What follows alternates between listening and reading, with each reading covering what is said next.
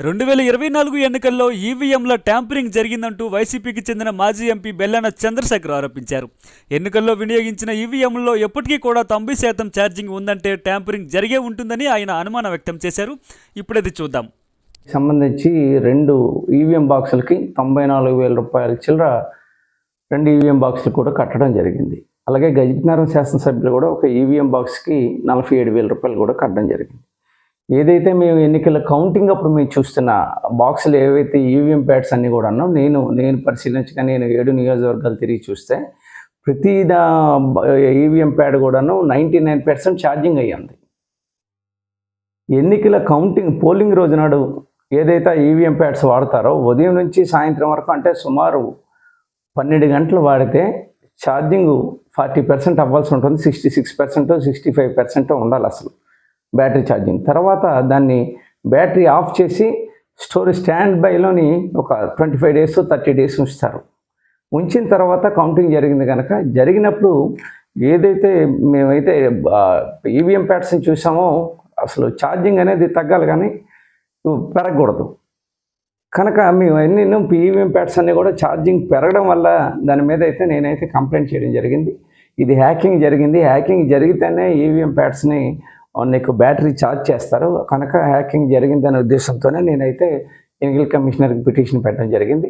దాన్ని నిమిత్తం అయితే అధికారులు ఫోన్ చేశారు నాకు. మీకు ఎందుకు డబ్బులు బ్యాక్ ఇచ్చేస్తాం, మీరు తీసేసుకోండి అని చెప్పానంటే లేదు, మేము దాని తాలూకా విషయం తేలాలని చెప్పి మేమైతే గట్టిగా చెప్పడం జరిగింది. దాన్ని కౌంటింగ్ చేయవలసిందంటే మరి అధికారులను అడిగితే 26, 27, 28 తారీఖుల్లో టెంటటివ్గా ఉంటుందండి అని చెప్పి చెప్పడం అయితే జరిగింది. దాని గురించి అయితే వెయిట్ చేస్తున్నాం. అయితే మాకు తెలిసినంత వరకు కూడా ఈ రాష్ట్రంలో జరిగిన ఎన్నికలన్నీ కూడాను మొన్న జరిగిన ఎన్నికల్లో ఎక్కువ నాకు తెలిసి హ్యాకింగ్ జరిగింది అనేది నా యొక్క అభిప్రాయం. దాన్ని నివారణ చేయడం కోసం రేపు మరి కౌంటింగ్ జరుగుతూ ఉన్నది.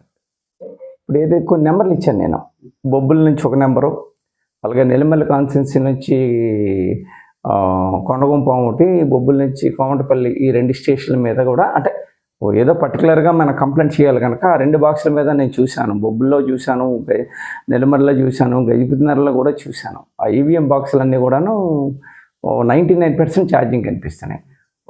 99% ఛార్జింగ్ కనగడం కలెక్టర్ గారిని అడిగితే మాకు దీని మీద అయితే అవగాహన లేదని బెల్ కంపెనీ వాళ్ళు వచ్చి చూస్తారు, వాళ్ళే ఇచ్చారు కనుక ఫిర్యాదు చేస్తాం. ఎన్నికల కమిషనర్ షెడ్యూల్ 45 డేస్లోని మీకు తప్పకుండా సమాధానం చెప్పాల్సిన అవసరం ఉందని చెప్పారు. కానీ మొన్న ఫోన్ చేసి అధికారులు ఫోన్ చేసి మీరు మీ డబ్బులు వాపస్ తీసేసుకోండి అని అన్నారు. మరి మేమైతే దాన్ని ఖండించడం జరిగింది. లేదు, మేము పెట్టడమే అది మాకు సబ్జెక్ట్ ఎందుకు బ్యాటరీ ఛార్జింగ్ ఎక్కువ పెరిగిందనే మీద మీరు క్లారిటీ ఇవ్వాల్సిన అవసరం ఉంది. మీరు క్లారిటీగా ఇవ్వకపోతే మేము కోర్టుకు వెళ్తామని కూడా చెప్పడం జరిగింది. అంటే కౌంటింగ్ కాదు, ఇప్పుడు బ్యాటరీ ఇప్పుడు నేను ఏదైతే ఇచ్చానో మళ్ళీ బ్యాటరీ చెక్ చేస్తాను. చెక్ చేసేటప్పుడు నాకు 99% ఉంది. ఇప్పుడు 25 డేస్ 45 డేస్ అయిపోయింది. ఇప్పుడు కౌంటింగ్ అయిన తర్వాత 45 డేస్ అయిపోయిన తర్వాత ఇప్పుడు మళ్ళీ బ్యాటరీ చెక్ చేస్తాం దాన్నే. అది కానీ 5% తగ్గాలి 45 డేస్లో. 99 అనేది మాకు చూపించింది, ఇప్పుడు 85, 80 ఉందనుకోండి. ట్యాంపరింగ్ జరిగినట్ట కాదా, హ్యాకింగ్ జరిగినట్ట కాదా? ఎందుకంటే మన సెల్ ఫోన్ వాడతాం ఉదయం నుంచి సాయంత్రం వరకు. వాడితే దాన్ని కనీసం 50%కో 60%కో వస్తుంది మనకి. ఆ 60%కు కనిపించవలసింది 99% ఎలా వెళ్ళింది? బ్యాటరీ చేంజ్ చేయడానికి లేదు.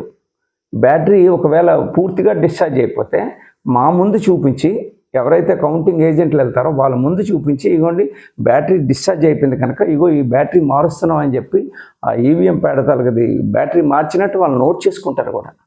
కనుక ఎక్కడ కూడా బ్యాటరీ కూడా మార్చినట్టుగానే ఎక్కడ కూడా మాకు చూపించలేదు కూడా.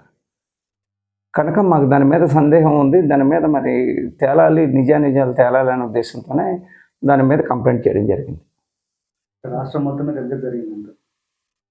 రాష్ట్రం మొత్తం మీద నేను ఇదే జరిగిందని నేను అనుకుంటున్నాను. నేను చూసింది, నేను 7 శాసనసభల్లో కూడా నేను చూశాను. అసెంబ్లీ దీంట్లో ఎడిట్లు కూడా 99% కనిపించాయి. కాకపోతే ఈవీఎం ప్యాడ్స్ని ఐడెంటిఫై చేయడం, నెంబర్లు గుర్తు చేయడం తక్కువైంది కనుక కొన్నిటికి నేను ఇవ్వడం జరిగింది అన్నమాట.